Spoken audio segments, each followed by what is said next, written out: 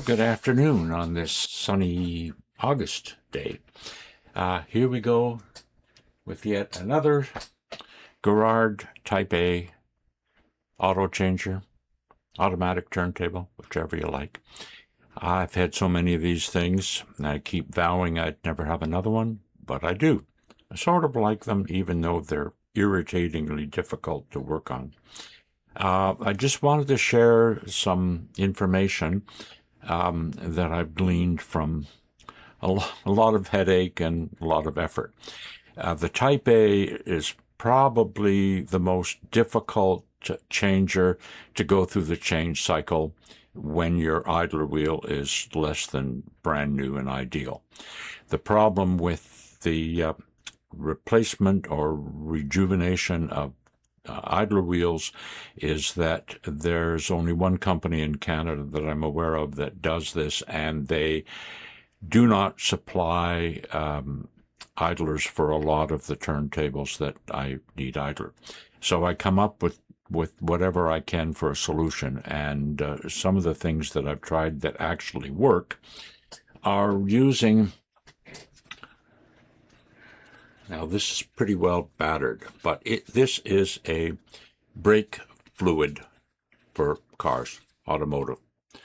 It says DOT3, Department of Transport. This one happened to come from Canadian Tire. And all you do is you put a small amount in some kind of a container that's big enough to hold your idler wheel, and in there happens to be a Garrard Type A idler. I've got two of them spare so far. And generally, for other changers, as long as the tire is not cracked and extraordinarily brittle, it will restore it. Now, it may have to sit in this fluid for 2 weeks, 2 months. Sometimes I've forgotten about them and left them sit there for longer.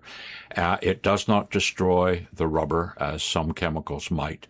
It does make them supple again, and the traction will be adequate to restore without resorting to an expensive replacement. And believe me, if you haven't or tried to access replacement idlers, you can understand how expensive they are. So in this case, I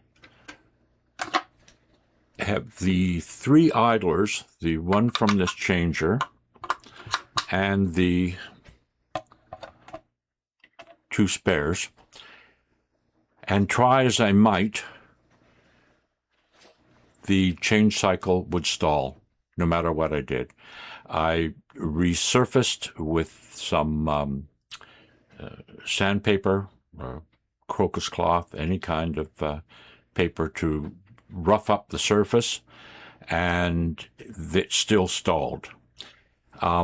Eventually I got it so it would sort of go through the motions and sometimes stall. At the higher speeds, of course, the momentum would carry it through that difficult part of the change cycle. And then I found, to my dismay, the inner rim. Let's just take some of this apart to show you. The inner rim of the turntable, and with the Type A, you have to take off the mat, take off this weight ring, and okay. The inner surface is usually painted, not bare metal. And I've always thought, okay, a good grip would be on a roughed up bare metal inner part of the rim. And when I took some fine sandpaper, emery cloth, and cleaned it all off and roughed it up, cleaned it off thoroughly with isopropyl alcohol and put it on, it made it worse. And it sort of boggled my imagination as to why a good rubber to metal didn't work as well as the original surface. So then I thought, okay, maybe there's something to this paint that they apply. Well, I'd already sanded off the paint, so that didn't help. So then I went looking online for some kind of paint that would give me traction. And lo and behold, I'll move this off to the side. I come up with this Rust-Oleum anti-slip, slip-resistant coating. And it's very expensive, by the way. It's probably double the price of a standard can of spray paint. So I bought it, in for a penny, in for a pound. This came from Canadian Tire as well. And I sprayed the inner surface of the turntable platter. Doesn't show all that much, but I sprayed it. And it stays tacky for quite a few hours. It doesn't dry like normal spray paint, which would be dry 30 seconds to a minute. So I let it sit. And I didn't give it a huge coating. I just did a dusting spray all the way around. And then I let it dry for approximately half a day, a few hours anyhow. And then I came and I put it on. And I won't put the weight on, but I started it up, and it struggles a bit through the change cycle, and then it's fine. So I restored that to something better than what it was after I had cleaned off all the paint. So there's something to the grip procedure. The coating does help with something. And so as you can see, it still struggles, but it does make it through the cycle all the time. Doesn't stall at all. It just looks like it might. And so I thought, okay, I'll take this platter back off and I'll give it another coat. Pardon me, I just bumped the camera. I gave it another coat, and I've let it dry and brought it back up, and it is roughly the same. There is no improvement with a second coat, but it is reliably going through the change cycle. Now, in the meantime, the grease and the oil was either absent or hard as a rock, so I did the normal procedure as best I could. However, with a Type A, if you want to take the mechanism to bits, be prepared for a headache, because it is very complicated, and I've run into this problem before, and it took me forever to get it back together functionally. The problem is that the service manual has very grainy pictures that don't really help you with the detail of what you're trying to accomplish, what you're trying to put back together. So I avoid it. So what I did was at every single pivot point got a good dose of sewing machine oil, light grade oil, and everything else got cleaned off. The main bearing got a little oil put in it. I just refrained from taking the main change cycle gear to bits. I just did not want to do that. If I can accomplish what I want, a reliable change cycle, then I won't do that. And it does, so I'm happy with that. The other thing is that if you've encountered Type A's before, you'll know that there was a piece of thin rubber foam on the main platter, and then the ring sits on that. Well, these changes are 60 years old, and that is gone. So what I did was, they're very polite thing for Garrard to do. They have these divots here, 2, 4, 6, 8, and I have these little rubber feet things, and I glued them all in place. It raises the ring a little higher, but doesn't change any particular function. And it works fine, and hopefully it does isolate any mechanical noise being transferred up into this ring and therefore to the record, we hope. So that's it. It's back on. Haven't put the C-clip back on, but I'll just let it run through the cycle and show you again that it does. Now, of course, I have to watch the amount of audio feed that I get. Oh, God, I keep bumping that. Sorry about that. So it does slow. You may not be able to see the way the turntable is slowing down a bit, but it does go through the cycle. And there we go. And it plays, and it's fine. Okay, so I have to turn that down. And I can show you that it does play the lead-out groove and goes successfully into the automatic mode, and then we'll shut off. Once it gets past there we go.